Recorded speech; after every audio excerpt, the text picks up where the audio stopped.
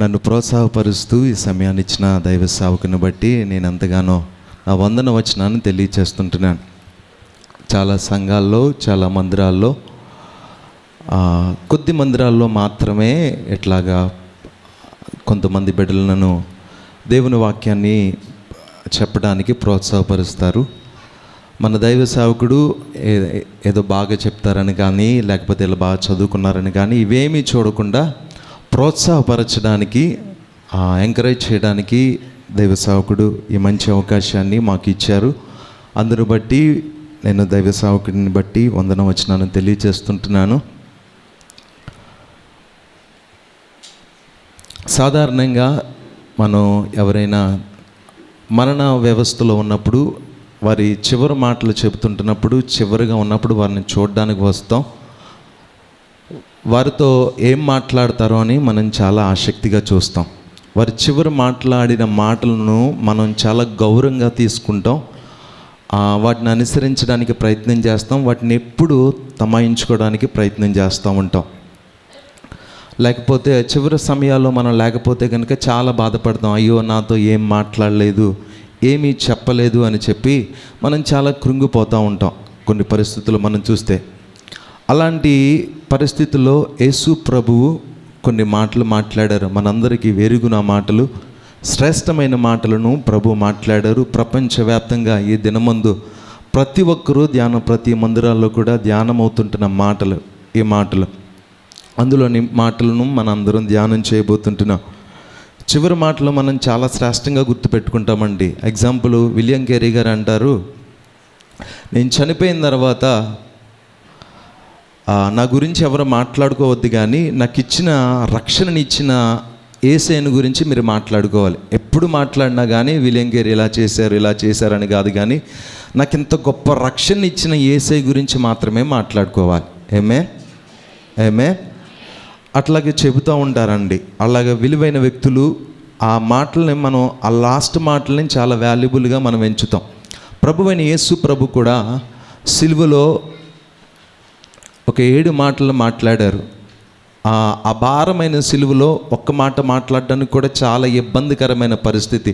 ఎందుకంటే అంతకంటే ముందుగా యేసు ప్రభుని గురువారం సాయంత్రం 6 గంటలకి అరెస్ట్ చేసి 2 గంటల నుంచి ఉదయం 6 గంటల వరకు ఒక 4 గంటల సేపు 39 దెబ్బలు ఒక ద్రాక్ష పండుని చిదిమేసినట్టు శుభ్రంగా చిదిపేశారండి. ఒక్కొక్క దెబ్బ కొడుతూ ఉంటుంటే శరీరాన్ని చీల్చుకుంటూ 200 ప్రాంతాల్లో నుంచి నరాలను అన్నిటినీ తెంపుకుంటూ రక్తం చిందించబడిపోయింది ఫుల్గా. అలాంటి పరిస్థితిలో ఒక్క మాట కూడా మాట్లాడలేని పరిస్థితి అయింది. అలాంటి పరిస్థితిలో ప్రభువు ఒక గొప్ప సందేశాన్ని మనం ఇవ్వడానికి ఆయన ఓపికనంతటిని పట్టుకుని ఆయన ఒక్కొక్క మాట పలికారు. ఆ మాటలు మనం ధ్యానం చేసుకోబోతుంటున్నాం. చూద్దాం మరొకసారి. లూకా శుభవార్త 23వ అధ్యాయం 34వ వచనం. యేసు, తండ్రి, వీరేమి చేయుచున్నారో వీరెరుగరు గనుక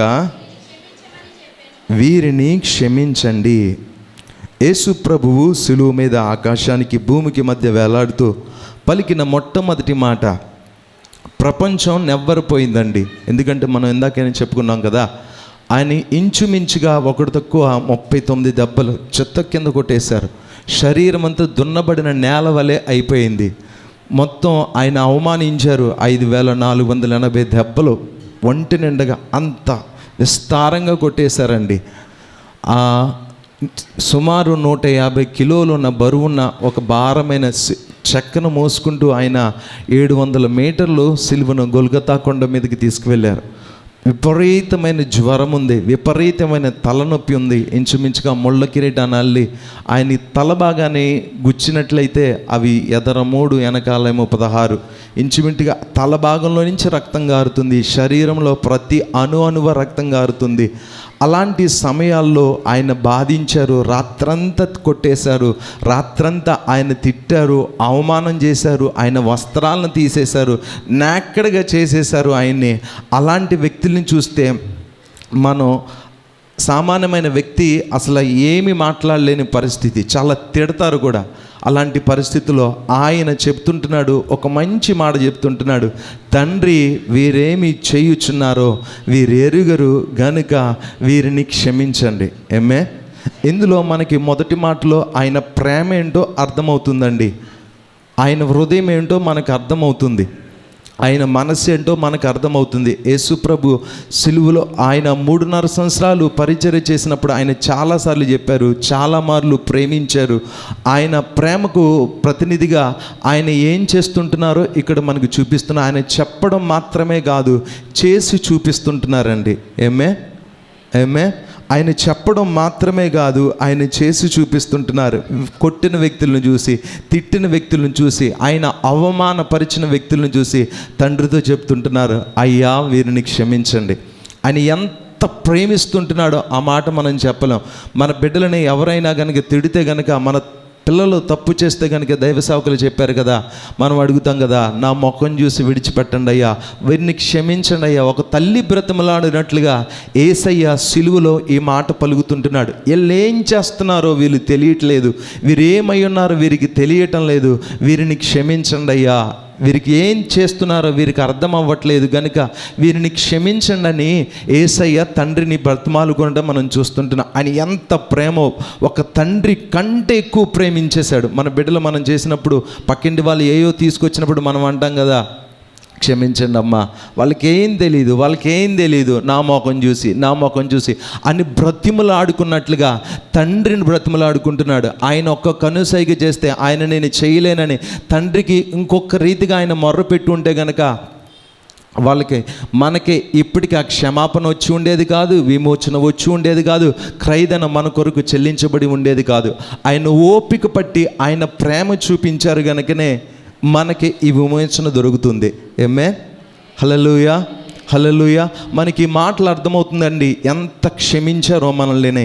మనం నేర్చుకోవాల్సిన విషయం ఏంటంటే, మన పట్ల లేకపోతే మనం ఇతరుల పట్ల ఏమైనా ఇబ్బందికరంగా ఉన్నామేమో, ఏమైనా ఆయాసకరంగా ఉన్నామేమో మనం క్షమించమని అడగాలి. లేకపోతే మనల్ని ఎవరైనా ఇబ్బంది పెట్టి ఉంటే కనుక ప్రభు చెబుతుంటున్నాడు, మనం వారిని క్షమించేయాలి. ఈ వాక్య భాగంలో ఉంది కదా, ఆయన క్షమించి వేస్తాడు. ఆయన కొట్టిన వారిని, తిట్టిన వారిని, హింసించిన వారిని, గెడ్డం పీకిన వారిని అందరినీ కూడా క్షమిస్తుంటున్నాడు. మనం ఒక్క మాట అంటే కనుక సహించలేమండి. అపోస్తలుడైన పౌలు కూడా ఈ మాట అంటాడు, మన యొక్క డబ్బు తెలియనక్కర్లేదు, మనకున్న పరపతి తెలియనక్కర్లేదు, మనకి ఏమున్నదో ఎవరికి తెలియని అవసరం లేదు, కానీ అంటాడు మీ సహనం ఏంటో సకల జనులకు తెలియనివ్వండి అని చెప్పేసి యేసు ప్రభు చెబుతుంటున్నారు కదా. ఆయన క్షమించమని కోరుతుంటున్నారు. మన పట్ల ఎవరైనా ఇబ్బందికరంగా పాలు చేస్తే గనక, ఇబ్బందిగా మాట్లాడి ఉంటే గనక మనము వారిని ఈ దినమందు క్షమించేయాలని మరొకసారి దేవుడు తెలియజేస్తుంటున్నాడు. ఎవరైనా మన పట్ల ఇబ్బందిగా మనల్ని చాలా గాయపెట్టి ఉండొచ్చు, ఇబ్బంది పెట్టి ఉండొచ్చు, అవమానపరిచి ఉండొచ్చు. ఈ మాట ద్వారా మరొకసారి పరిశుద్ధాత్మ దేవుడు చెప్తుంటున్నాడు, మనము వారిని క్షమించేయాలట. వారిని క్షమించేయాలని చెప్పేసి అంటున్నాడు. ఇంకా యేసుప్రభు చెప్తాడు, ఆయన ఏం చెప్పాడో అన్నీ చేసి చూపించాడండి.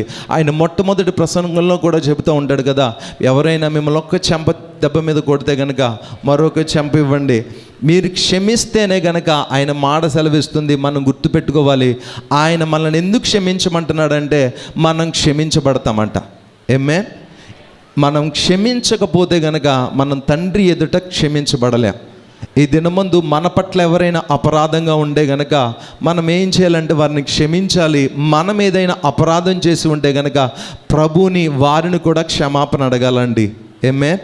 ఈ రెండో మాటకి వినడానికి ముందుగానే మనం ఏం చేయాలంటే మనం దేవుని ఎదుట క్షమాపణ అడగాలి. మనం ఎవరైనా ఇబ్బంది పెట్టుంటే ఇక్కడ వాళ్ళు ఉంటే కనుక వెంటనే వెళ్ళి మీరు క్షమాపణ అడగొచ్చు. ఇంకొక మాట చెప్తూ ఉంటాడు కదా, మనం క్షమించాలి, క్షమాపణ కూడా పొందుకోవాలంటండి.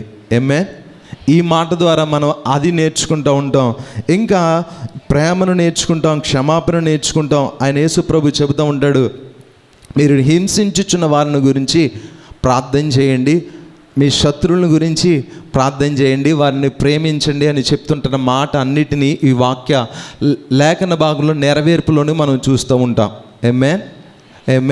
ఇంకొక మాట చెప్తూ ఉంటాడు ఇక్కడ, తండ్రి అని పిలుస్తూ వీరేమి చేయుచున్నారో వీరెరుగురు అని చెబుతూ తండ్రి అని చెబుతూ ఉంటాడు. యేసు ప్రభు ఆయన లైఫ్ స్టైల్ మనం చూస్తే కనుక ఎప్పుడు ప్రార్థన చేసినట్లుగానే ఉన్నది.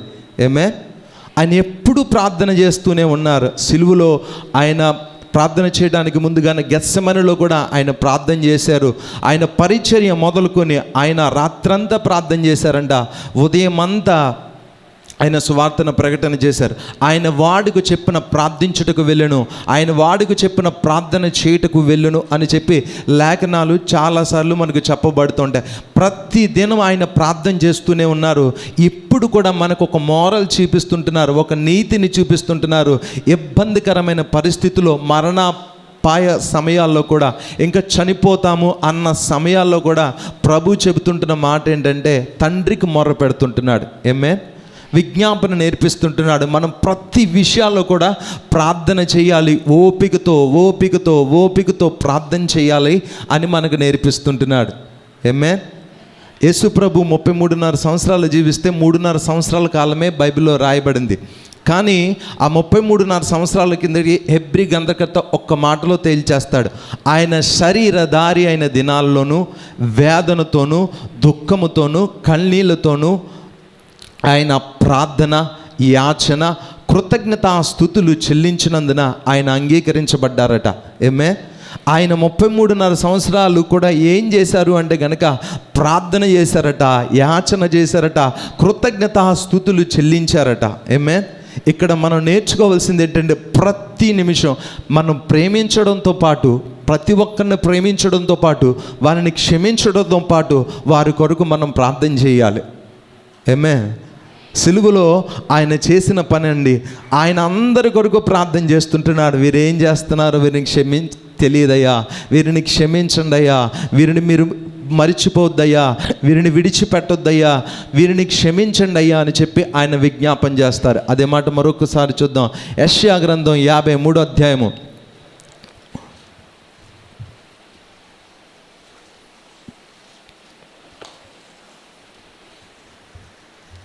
12వ వచనంలో,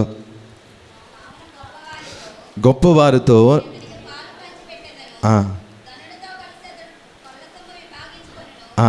ఏలయనగా మరణము నొందునట్లుగా అతడు తన ప్రాణమును దారబోసెను. అతిక్రమము చేయువారిలో ఎంచబడిన వాడాయను. అనేకులు పాపమును భరించుచు, మన పాపాలన్నిటినీ ఆయన భరించేస్తూ తిరుగుబాటుని చేసిన వారిని గురించి విజ్ఞాపనం చేశాడు. కల్వరి సిలువలో ఆయన మనందరి కొరకు ఈ పని చేసి ముగించారండి. ఇక్కడ మనం నేర్చుకోవాల్సిన ఒక్క మాటగా మనం చెబుతుంటున్న మాట ఏంటంటే, మనల్ని హింసిస్తుంటున్న వారి కొరకు, మనల్ని బాధ పెడుతుంటున్న వారి కొరకు ఆయన ప్రేమించినట్లుగా మనం కూడా ప్రేమించాలి. ఆయన వారిని క్షమించినట్లుగా మనం కూడా క్షమించాలి. ఆయన వారి కొరకు విజ్ఞాపన చేసినట్లుగా ప్రతి క్షణం, ప్రతి నిమిషం ఆయన మొట్టమొదటి పరిచయం మొదలుకొని ఆఖరి చనిపోయేంత వరకు తండ్రికి ప్రతి విషయాన్ని తెలియచేసి ప్రతి సమయం ఆయన విజ్ఞాపన చేసినట్లుగా, ప్రార్థన చేసినట్లుగా మనం కూడా ప్రార్థన చేయాలని ఈ వాక్యం తెలియచేస్తుంది. కనుక ఇట్టి మాటలను బట్టి మనము ప్రేమించువారుగా, క్షమించువారుగా, ప్రార్థన విజ్ఞాపన చేయవారుగా మనందరము ఉందుముగాక. ఆమేన్.